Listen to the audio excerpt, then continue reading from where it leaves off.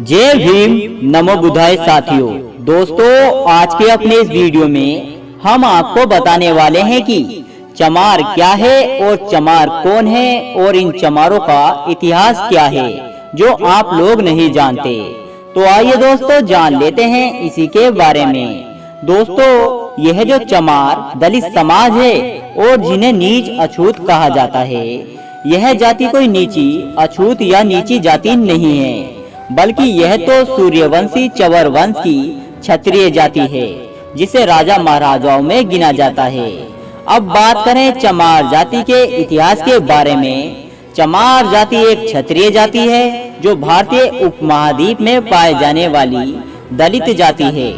दोस्तों, दलित का मतलब होता है जिनको दबाया गया हो, पीड़ित किया गया हो और जिन पर अत्याचार या जिनके अधिकार छीन लिए गए हों। और ऐतिहासिक रूप से इस जाति को छुआछूत और भेदभाव भी झेलना पड़ा। इसलिए आधुनिक भारत के सकारात्मक भेदभाव प्रणाली के तहत चमार जाति को बेहतर बनाने के लिए अनुसूचित जाति के रूप में वर्गीकृत किया गया। दोस्तों, ऐतिहासिक रूप से चमार जाति को जाटविया चरमकार के नाम से जाना जाता था। अंग्रेज इतिहासकार कर्नल ठाट का मत है कि चमार जाति के लोग वास्तव रूप से अफ्रीकी मूल निवासी थे जिनको व्यापारियों ने अपने काम करवाने को बुलाया था।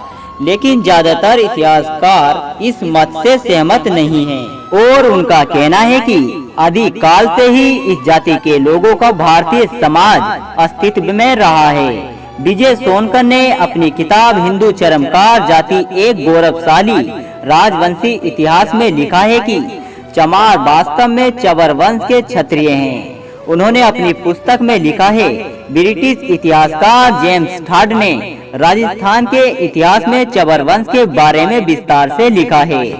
सोनकर ने अपनी किताब में लिखा है कि विदेशी और इस्लामी आक्रमणकारियों के आने से पहले भारत में मुस्लिम, सिख एवं दलित नहीं थे, लेकिन आंतरिक लड़ाई के कारण यह क्षत्रिय जाति से अलग होते गए और इनकी गिनती छोटी और अछूत जाति में की जाने लगी। दोस्तों, अब यहाँ पर यह जानना जरूरी है कि इस बात का उल्लेख किसी भी इतिहास की पुस्तक में नहीं मिलता। इसी के लिए एक बात का विषय यह है कि भारत और नेपाल में रहने वाले अधिकांश चमार हिंदू धर्म के अनुयायी हैं और इस जाति के लोग बौद्ध धर्म और अन्य धर्मों को भी मानते हैं। पाकिस्तान में पाए जाने वाले अधिकतर चमार इस्लाम धर्म को मानते हैं और वहां रहकर उनका काम चमड़े की वस्तुएं बनाना था। और इस जाति के कुछ लोगों ने कपड़ा बनाने के काम को भी अपना लिया था और वह अपने आप को जुलाहा चमार बताने लगे थे। और इतिहासकार राम नारायण का मत है कि चमार जाति को चरम बनाने के लिए व्यवसाय के साथ जोड़ा गया था, लेकिन ऐतिहासिक रूप से यह कृषक थे और बदलते समय के साथ यह कहना उचित नहीं होगा कि इस जाति का मुख्य पेशा चमड़े या कृषि तक ही सीमित था। आज आपको इस जाति के लोग सभी क्षेत्रों में मिलेंगे, जैसे कला, खेल, साहित्य, शिक्षा, चिकित्सा, उद्योग, व्यवसाय, प्रशासनिक सेवा, राजनीतिक आदि क्षेत्रों में अपनी कामयाबी का झंडा फहराते हुए नजर आएंगे। तो दोस्तों, अगर आपको हमारा यह वीडियो पसंद आया हो तो हमें कमेंट करके जरूर बताएं। जय भीम।